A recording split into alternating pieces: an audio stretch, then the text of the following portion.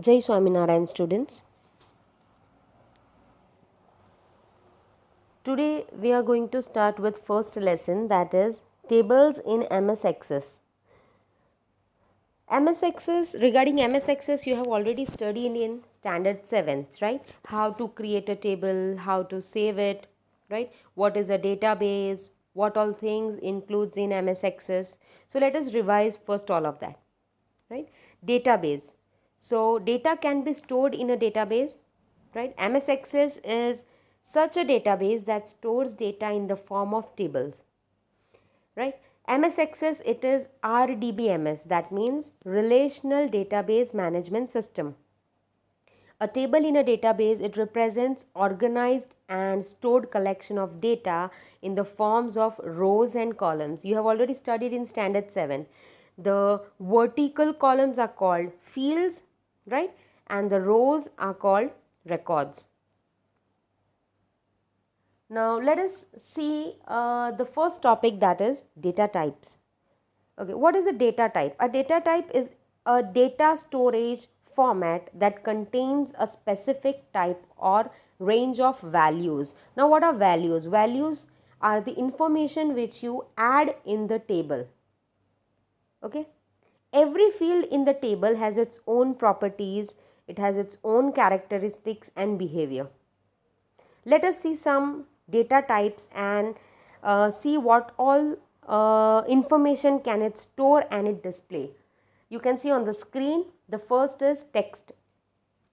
It stores short alphanumeric values such as the last name or a street address. Now what is alphanumeric?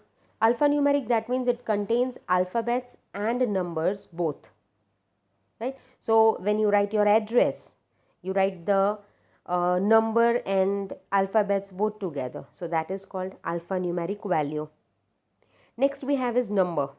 It stores and displays numeric values, currency, monetary values, yes and no. From the name itself, it contains only two values, either yes or no. Date and time, again from the name itself, it stores the value of the date and time, simple. Rich text, text or combinations of text and numbers that can be formatted using color and font controls. Next we have is auto number. From the name itself we come to know auto number, that means it automatically generates a sequence of numbers, right? If I type 1 then write something, then I type 2 and write something, then when I enter the third time it will automatically start giving numbers in sequence, third, fourth, fifth, sixth. So that is called your auto number.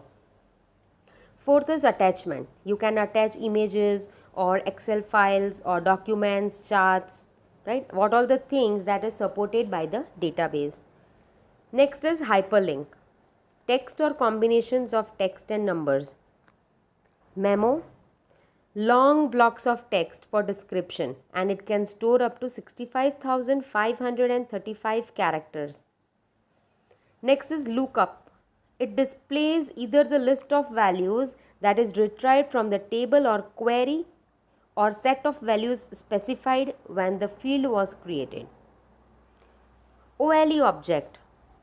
It displays and stores the fields used to display data from a file that is created from another program, example from Word document or some Excel sheet or some other charts. Next we have is field properties, right?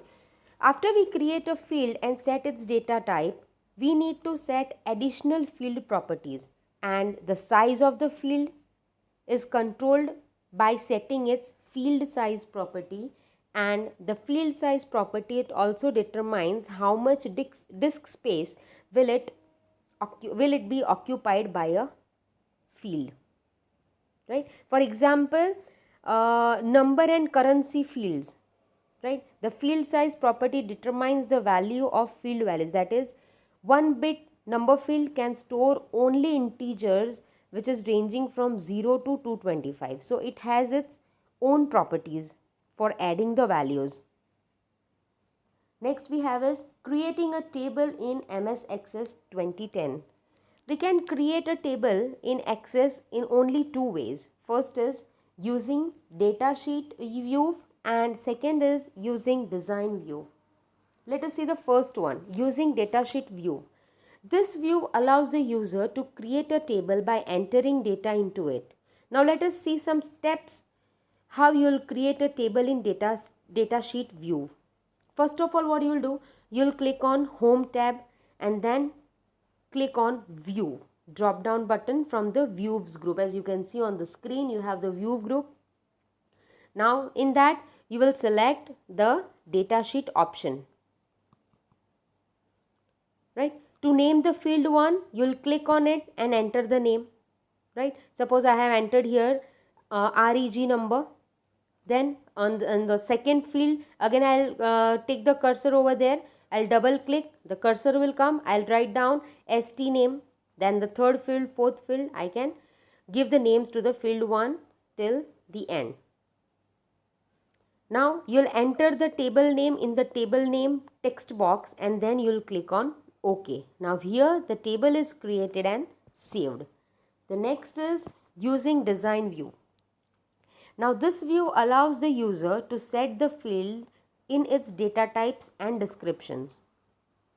We'll see some steps to create a table in design view. First of all, in this what you'll do, you will select the file tab and again the same process. You'll click on view drop down button from the views group. Then you'll select and click design view option. Right? In the bottom window, field properties are displayed if it is required.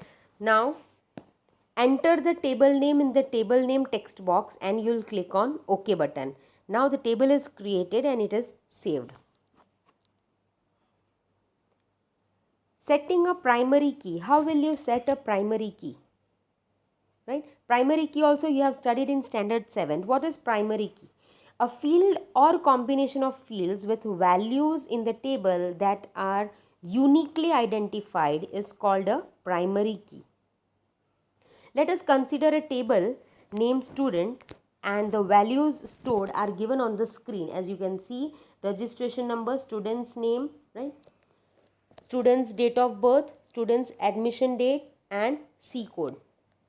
In the above example, in this example, the field name registration number, that is REG number, can be set as primary key for the student table, right? Because we know that no two students will have the same registration number. So that is why it needs to be unique and it cannot be empty. It should not be null. We'll see some steps to create primary key. For that, what you will do, you will select the field which you want to make it a primary key. Suppose I want to make registration number as primary key. So I'll select registration number field. Then I'll click on design tab and I'll click on primary button. The key symbol will appear before the field name, right? And that becomes your primary key. Now you'll save from the, now you'll control save. You'll save it. This was for part 1. We'll continue with the lesson in part 2. Jai Swaminarayan.